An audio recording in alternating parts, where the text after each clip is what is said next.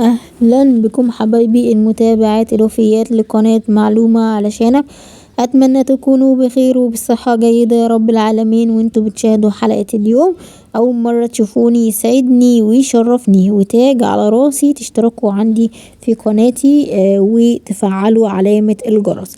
اليوم يمكن ريفيو مختلف عن الريفيوهات السابقة. هتكلم عن تجربتي مع الانتودين، يمكن من اكتر الادوية الاكثر مبيعا في مصر، مش بس في مصر كمان في الوطن العربي.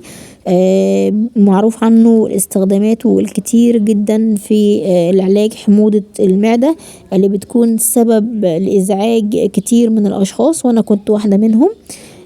نبدأ الأول بتعريف الحموضة. الحموضة بتحدث بسبب رجوع الحمض اللي بتفرزه المعدة إلى المريء أو الأنبوب اللي بينقل الطعام من الفم إلى المعدة، فبيسبب الشعور بالحرقان والآلام. تعالوا نتعرف مع بعض ايه رأيي في الانتودين. هل فعلا كان كويس للحموضة؟ نعرف اكتر عنه بالتفاصيل ونعرف بدايله ونعرف كل حاجة عنه. فلايك على اللايك واشتركوا في القناة لو لسه ما اشتركتوش. انا واحدة من الاشخاص اللي كنت بعاني من حموضة فوق الفظيعة، يعني مش فظيعة، هي فوق الفظيعة. كانت خصوصا في اثناء النوم، لما اجي انام تحصل حموضة جدا، فكنت بضطر ان انا ما كنتش بنام.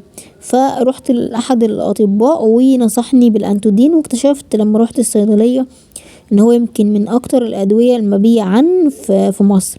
الانتودين في منه تركيزين، في تركيز 40 ملي جرام على ما اعتقد، وفي اللي هو 20 ملي جرام. هو بيعمل ان هو يقلل من افراز حمض المعدة عن طريق ان هو بيوقف المادة اللي بيفرزها الجسم عشان تحفز المعدة على افراز الحمض، وبالتالي هو بيقلل من حمض المعدة وبيخفف فعلا من الحموضة والحرقان، وده بيبان نتيجته بشكل كويس جدا، خصوصا لو انت عندك المشكلة في بدايتها. تمام. يمكن من اهم الحاجات اللي سببت زيادة شهرة الانتودين ان هو اول حاجة مش بيعالج بس الحموضة، هو بيعالج امراض كتيرة قوي، منها علاج قرحة الاثنى عشر، منها علاج قرحة المعدة، ارتجاع المريئي، وعلاج قرحة المعدة. طيب الجرعة طبعا لازم تكون تحت اشراف طبيب. لكن بالنسبة لقرحة الاثنى عشر كان الطبيب بينصحني بيه تركيز 20 ملي جرام كل 12 ساعة. وبعد كده بدأ يدوني مرة واحدة بس تركيز 40 ملي جرام مرة واحدة، يعني بما يعادل برضو كبسولتين، بس كنت باخده قبل النوم، واخدته حوالي شهر او كده. بعد كده بيقلل اللي هو الجرعة لقرص واحد تركيز 20 ملي جرام قبل النوم لما الحالة بتتحسن. بالنسبة لجرعة قرحة المعدة برضو تقريبا كده بيتاخد قرص واحد 40 ملي جرام قبل النوم، وبرضو على حسب رؤية الطبيب. تمام. فأول الجرعة بتختلف من شخص لآخر. اعتقد من وجهة نظري ان كل ما الحالة كانت كويسة والحالة ما كانتش شديدة بيكون الجرعة 20، انما الحالات الشديدة بتكون الاول 40، وبعد كده الدكتور بيقلل الجرعة او التركيز بمعنى اصح. يبقى استعمالاته اول حاجة في حالة القرحة والمعدة، قرحة المعدة والاثنى عشر، ارتجاع المعاد المريء، لان انا برضو عندي مشكلة في المريء، الحالات اللي بيحدث فيها زيادة في افراز حمض المعدة، التهاب المريء، وتخفيف اعراض حرقة المعدة وعسر الهضم. فاستخداماته كتير جدا جدا، وزي ما قلتلك هو يعتبر من اشهر واهم الادوية اللي بتتباع في الصيدليات، وعليها طلب كبير جدا، ويمكن كتير من الاطباء بينصحوا بيه. يعني في سؤال كان جايلي بيقول لي لما كنت بتستخدمي الانتودين كان المغص عندك بيقل؟ لان كان عندي مغص. هو الدواء انا شايفه ان هو مش مضاد للتقلصات، هو بيساعد ان هو يخفف من الحموضة. وبرضو انا كان عندي مشكلة ان انا اكل بحس بعسر هضم شديد جدا، اكله كأني اكله وجبة كبيرة وتكون شوية مية بس. فالانتودين برضو كان بيقلل شوية من عسر الهضم والشعور بالحرقان والألم.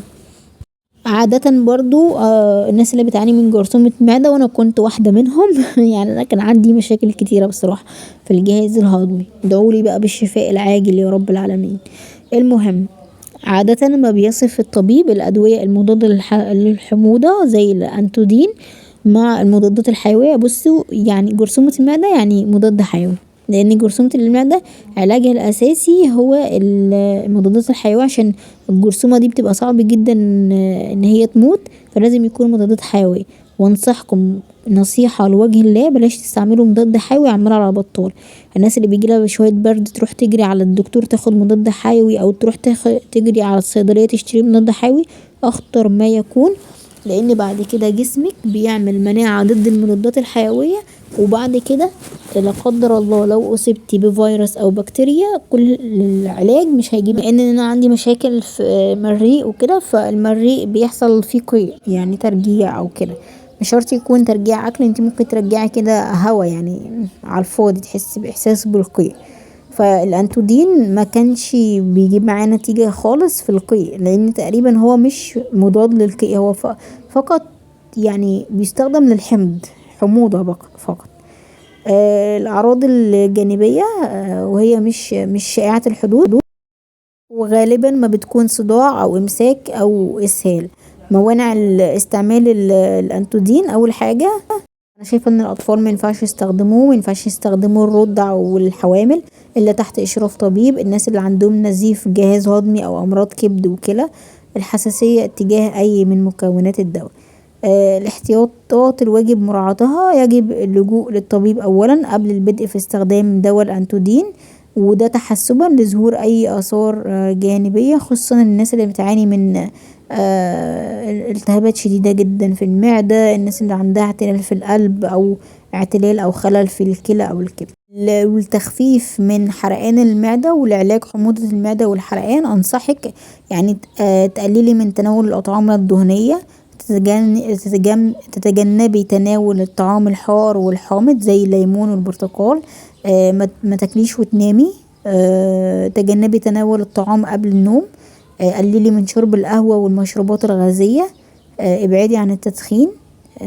العبي رياضة، مارسي التمارين الرياضية. تناول أدوية الحموضة إذا كان في حرقان أو آلام شديدة، وده يكون طبعا تحت إشراف طبي متخصص. اليوم كلمتكم عن تجربتي ورأيي مع الأنتودين 40 ملي جرام. أتمنى تكونوا استفدتوا من حلقة اليوم والتجربة بتاعتي. يعني شيروا بقى الفيديو، يعني رجاء كده حاولوا ان انتوا تساعدوني، انشروا الفيديو، ما توقفوش عندكم، شيروا كل تعبان او مريض او حد عنده حاجة من اللي احنا قلنا عليها، انشروه بشكل عام في جروبات اللي انتوا مشتركين فيها. اعملي لايك لو ما عملتيش، شوفي الفيديوهات السابقة اللي هتظهر على الشاشة، حطيلي قلوب وتعليقات عشان تفرحيني بس. اشوفكم في حلقة جديدة على خير، والسلام عليكم ورحمة الله وبركاته.